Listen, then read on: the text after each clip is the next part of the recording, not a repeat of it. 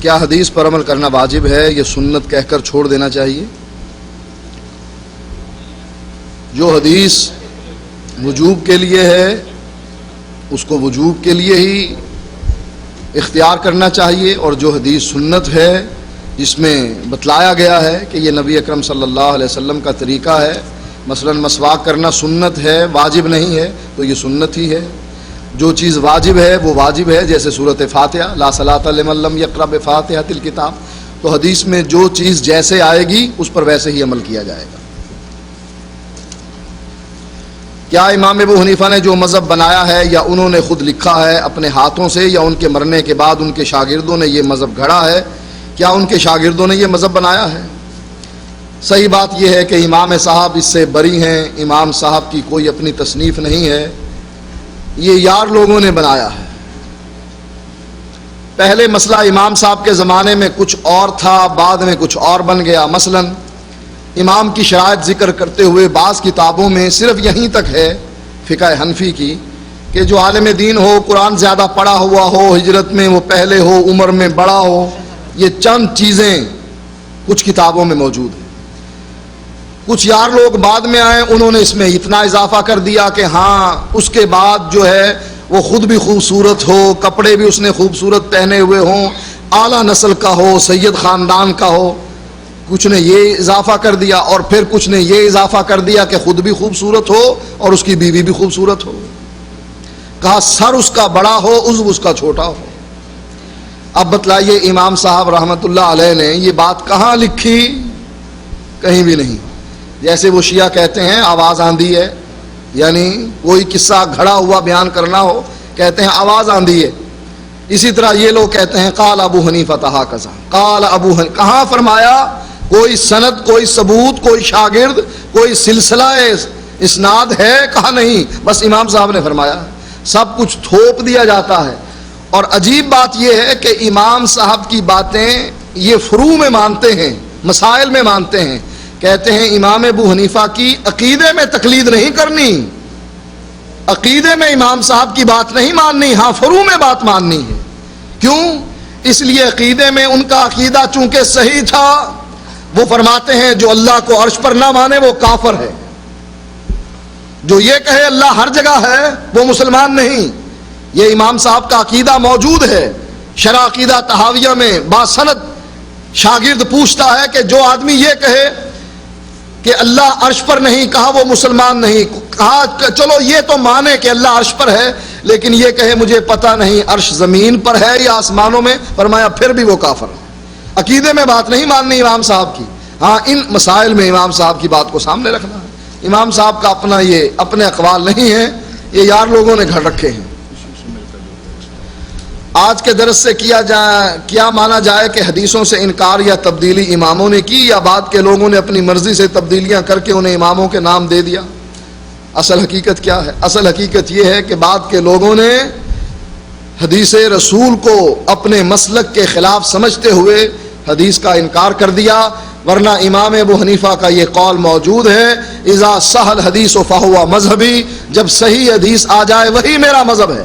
امام صاحب فرماتے ہیں اترکوا قولی بخبر رسول اللہ صلی اللہ علیہ وسلم، جب نبی کی حدیث آ جائے میری بات کو چھوڑ دینا، فضربوا علی الحائط، میری بات کو دیوار پر دے مارنا اگر میری بات نبی کی بات سے ٹکرا جائے۔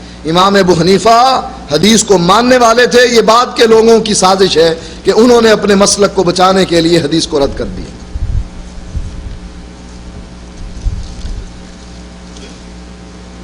وضاحت کریں اس بارے میں کہ کسی بھی عمل کے لیے دلیل پہلے قرآن میں دیکھی جائے گی، پھر حدیث میں، پھر صحابہ کے عمل سے، یا پھر یہ ترتیب ضروری نہیں؟ یہ ترتیب گمراہی کی ترتیب ہے۔ قرآن اور حدیث کو اکٹھا لیا جائے گا، علیحدہ علیحدہ نہیں۔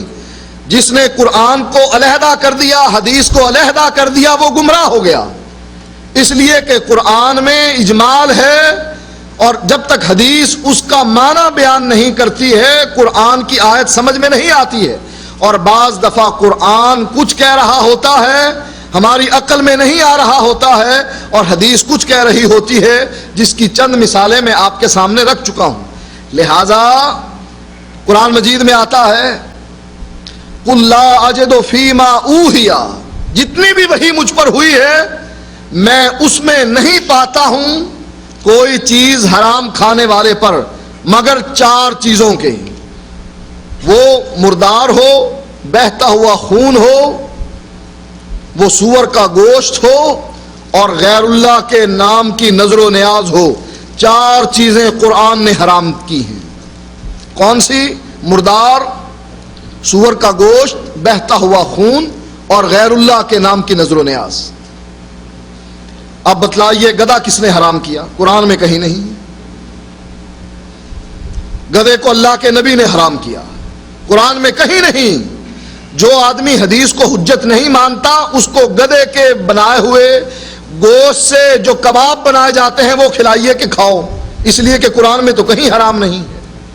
لہذا حدیث جب تک ساتھ قرآن کے نہیں ملے گی، دونوں چیزیں آپ اکٹھی نہیں اٹھائیں گے، اس وقت تک صحیح بات نہیں بنے گی۔ اگر آپ نے علیحدہ علیحدہ لے کر کوشش کی اس پر عمل کرنے کی، آپ گمراہ ہو جائیں گے۔ آپ کی تقریر سے یہ معلوم ہوا کہ حدیث کا درجہ قرآن سے زیادہ ہے۔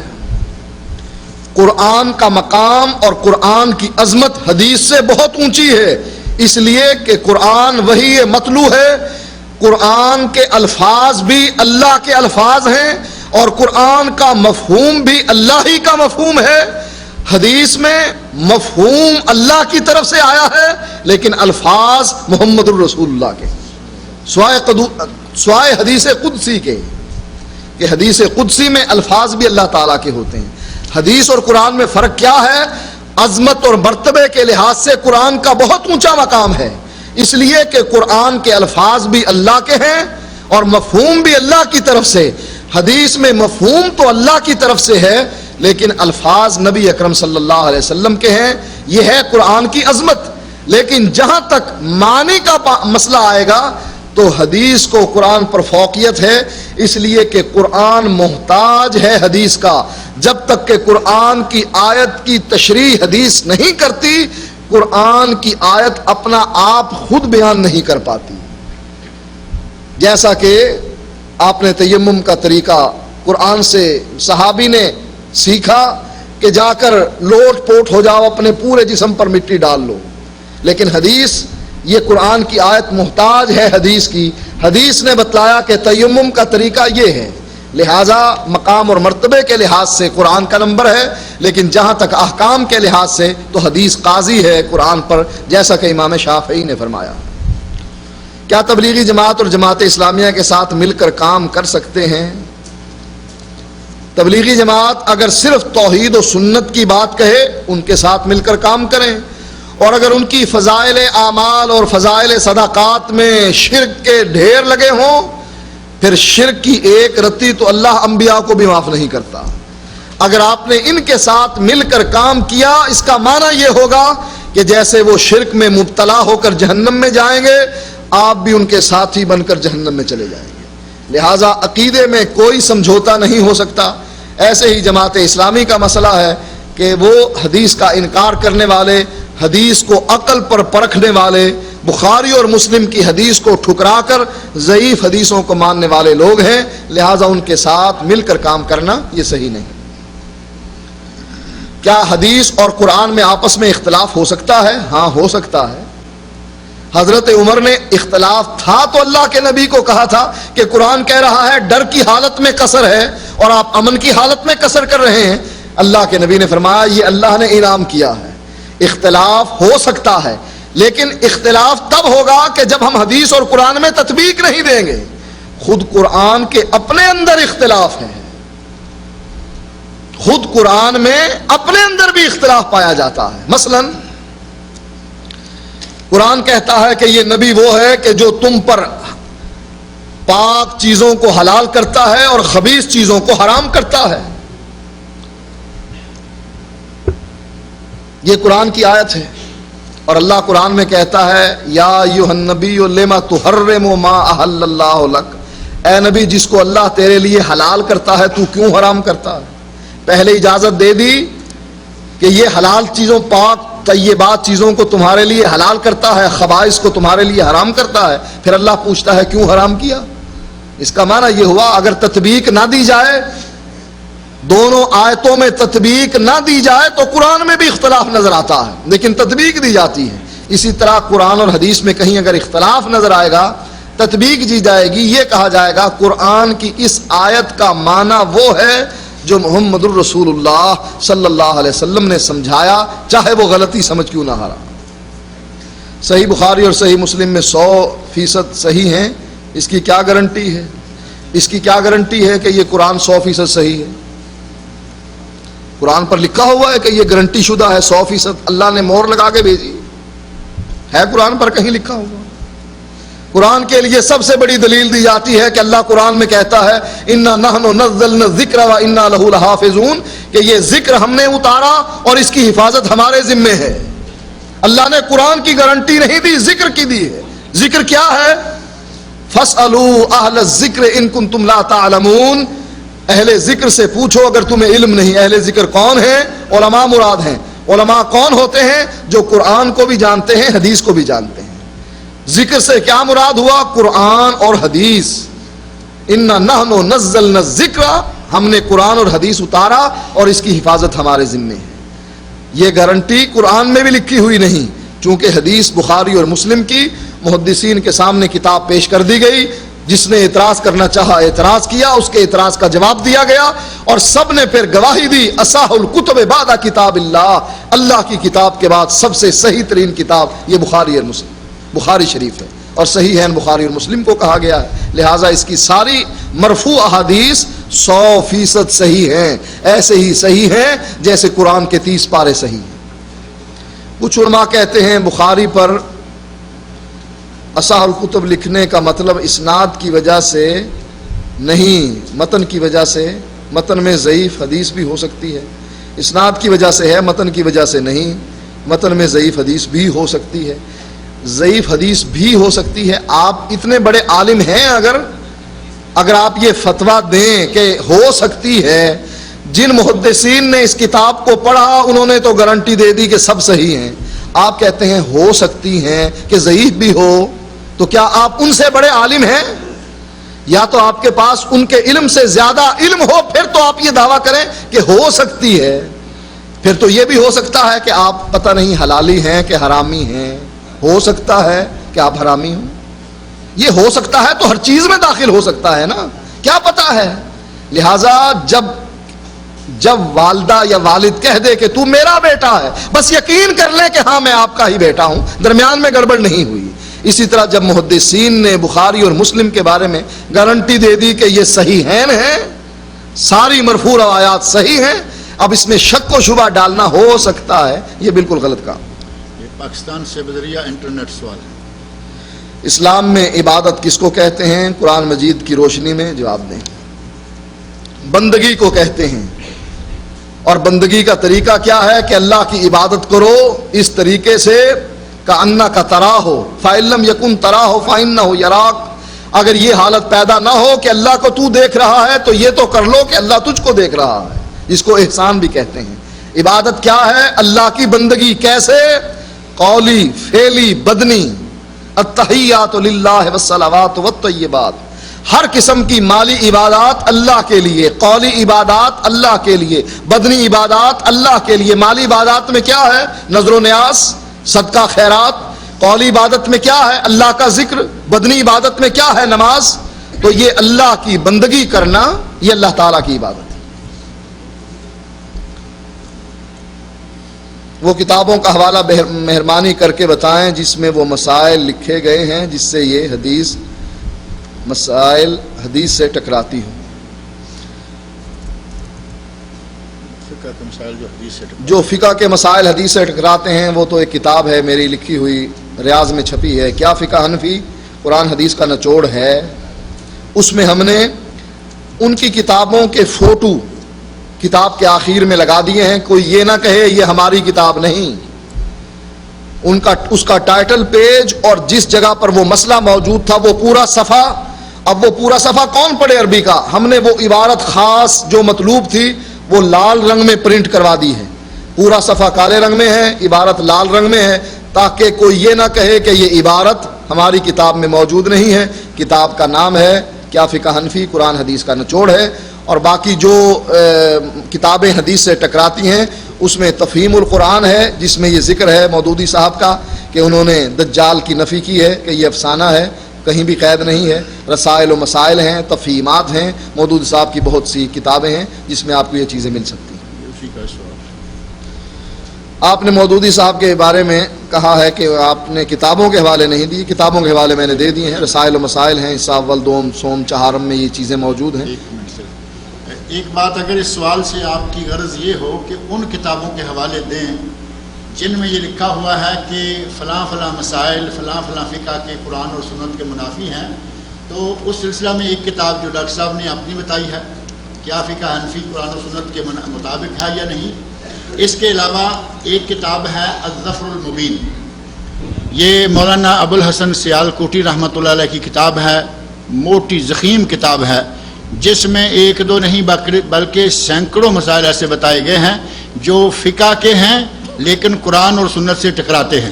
یہ پاکستان کے ایک عالم ہیں، اور ایک کتاب ہندوستان کے ایک عالم مولانا محمد یوسف جے پوری نے لکھی ہے جس کا نام ہے حقیقت الفقہ۔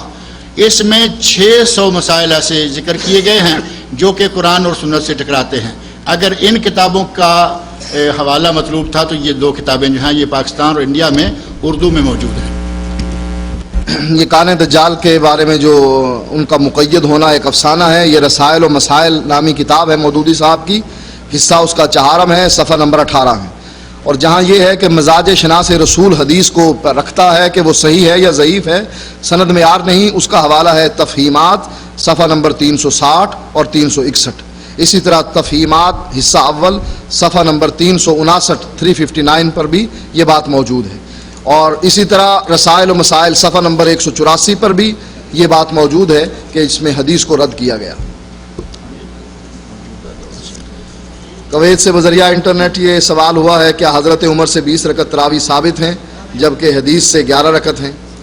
حضرت عمر سے 20 رکعت تراویح ثابت نہیں ہیں، اس لیے کہ موطا امام مالک میں یہ حدیث موجود ہے کہ امارا عمرو، حضرت عمر حکم دے رہے ہیں کس کو؟ ابی بن کعب اور تمیم داری کو، ان یقوما للناس 11 رکعتن، کہ وہ لوگوں کو 11 رکعتیں پڑھائیں۔ یہ موطا امام مالک میں حدیث ہے، لہذا یہ کہنا کہ حضرت عمر نے 20 کا حکم دیا تھا یہ بے سند ہے۔ کیا شوال کے 6 روزے عید کے دوسرے دن سے رکھنا ضروری ہیں؟ نہیں، شوال کے روزے عید کے دوسرے دن سے رکھنا ضروری نہیں ہے، شوال کے مہینے میں جب چاہیں آپ شوال کے 6 روزے رکھ سکتے ہیں۔ کیا وتر میں لمبی دعائیں نبی اکرم صلی اللہ علیہ وسلم سے ثابت ہیں؟ اللہ کے نبی سے اتنی لمبی دعائیں ثابت ویسے نہیں ہیں کہ جتنی ایک گھنٹہ، بعض دفعہ بعض ائمہ جو ہیں وہ دعائے قنوت پڑھتے ہیں، لیکن یہ شوق کی بات ہے، اگر کوئی آدمی شوق رکھتا ہو اتنی طویل دعا کرنے کا تو کر سکتا ہے۔ اللہ تعالیٰ سے مانگو، ادعونی استجب لکم، اللہ فرماتا ہے مجھ سے مانگو تو میں تمہاری بات سنتا ہوں، قبول کرتا ہوں۔ لہٰذا اگر کسی کے اندر شوق ہو کہ اللہ تعالیٰ سے مانگے اور خاص کر طاق راتوں میں تو مانگ سکتا ہے انشاءاللہ، اس میں کوئی حرج نہیں۔ کیا قیام اللیل کو 2 یا 3 حصوں میں پڑھ سکتے ہیں جماعت کے ساتھ؟ ہاں، کوئی حرج نہیں، درمیان میں وقفہ اگر آپ کرنا چاہیں کہ 4 رکعت پڑھنے کے بعد پھر کچھ پروگرام ہو جائے یا کچھ ریسٹ ہو جائے تو کیا جا سکتا ہے، اس میں کوئی حرج نہیں انشاءاللہ۔ میرا سوال یہ ہے کہ تراویح کی نماز حضور اکرم صلی اللہ علیہ وسلم سے کتنی رکعت ثابت ہیں؟ مکہ مکرمہ، مسجد حرام اور مدینہ مسجد نبوی میں 20 رکعت پڑھتے ہیں اور سعودیہ باقی مساجد میں 8 پڑھتے ہیں، اس کے بارے میں وضاحت فرمائیں۔ اللہ کے نبی کی جو تراویح کی نماز ہے وہ تو 8 رکعت ہیں، جیسا کہ بخاری میں موجود ہے کہ ما کان یزید فی رمضان ولا فی غیرہ، کہ حضرت محمد صلی اللہ علیہ وسلم، حضرت عائشہ اس کو بیان کرتی ہیں، پوچھنے والا پوچھتا ہے کہ آپ رمضان میں کتنی نماز پڑھا کرتے تھے، کتنی رکعت رات کو؟ تو وہ کہتی ہیں کہ نہ رمضان ہو یا غیر رمضان آپ 11 رکعتوں سے زیادہ نہیں پڑھا کرتے تھے۔ تو یہ حدیث جہاں تک نبی کی سنت کا تعلق ہے کہ جو تعداد اللہ کے نبی سے ثابت ہے وہ واقعی اتنی ہی ہے۔ مکے میں اور مسجد نبوی میں جو یہ کہا جاتا ہے 20 رکعت پڑھتے ہیں، یہ بھی صحیح نہیں، اس لیے کہ آخری عشرے میں 33 رکعت پڑھی جاتی ہیں، 20 پہلے اور 13 بعد میں، اس رات میں 33 پڑھی جاتی ہیں آخری عشرے میں، لہٰذا یہ 20 کا عدد جو کر دینا کہ بس 20 ہی ہیں، نہ ایک کم نہ زیادہ، یہ بھی صحیح نہیں۔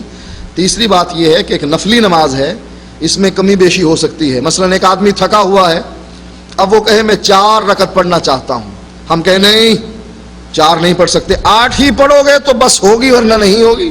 بھئی میں تھکا ہوا ہوں نہیں پڑھ سکتا، کہا نہیں 8 پڑھو گے تو ہوگی۔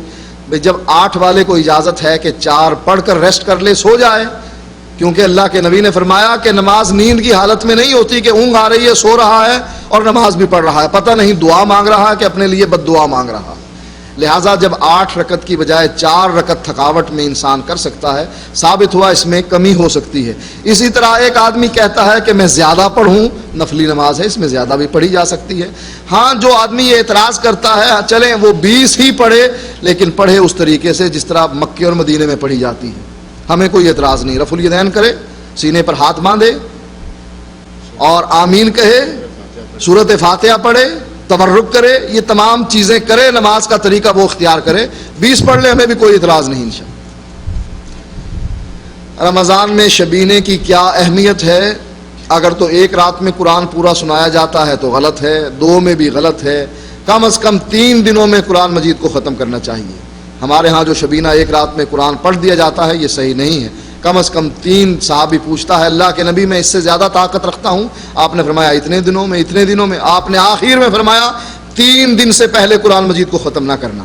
اگر اس طریقے سے اگر قرآن کو پڑھا جاتا ہے اور لوگ سنتے ہیں تو کوئی حرج نہیں، اور اگر جیسے پاکستان میں ہوتا ہے کہ یا لمون تعلمون یا لمون تعلمون کا پتہ لگتا ہے، پوری آیت کا کوئی پتہ نہیں لگتا کیا پڑھا ہے امام صاحب، منٹ کر کے پتہ لگا تعلمون پر ختم کر دیا ہے، یا لمون پر ختم کر دیا، تو ایسے شبینے کا کوئی فائدہ نہیں، یہ قرآن کی تذلیل ہے۔ یہ شبینے والا سوال جو ہے یہ بذریعہ انٹرنیٹ کویت سے آیا تھا۔ پہلے سال 8 سال پہلے پاکستان میں آپ کا ایک مناظرہ ہوا تھا جس کا موضوع تھا مسائل منسوسہ میں علماء دیوبند تقلید کرتے ہیں۔ آپ نے اس میں متفق علیہ حدیث قطعی دلیل ہوتی ہے، لیکن مولانا یونس سوانی صاحب نے اس کا انکار کیا، تو صحیح بات کیا ہے؟ صحیح بات یہ ہے کہ بخاری اور مسلم، جو حدیث بخاری اور مسلم میں آ جاتی ہے، یہ کتابیں ایسی معیاری ہیں اور محدثین نے ان کو اتنا اونچا مقام دیا ہے کہ یہ دلیل، یہ حدیث پھر ظنی نہیں رہتی، یہ قطعی ہو جاتی ہے۔ قرائن سے مل کر بخاری اور مسلم میں جو حدیث آ جائے وہ قطعی و ثبوت ہوتی ہے۔ لہٰذا جو آدمی اس کو نہیں مانتا وہ محدثین کے اس اصول سے ناواقف ہے اور وہ اس اصول کا انکار کرنے والا ہے۔ یہ آخری سوال ہے۔ داڑھی رکھنا تو سنت ہے، اگر میں داڑھی نہ رکھوں تو کیا میں جنت میں نہ جاؤں گا؟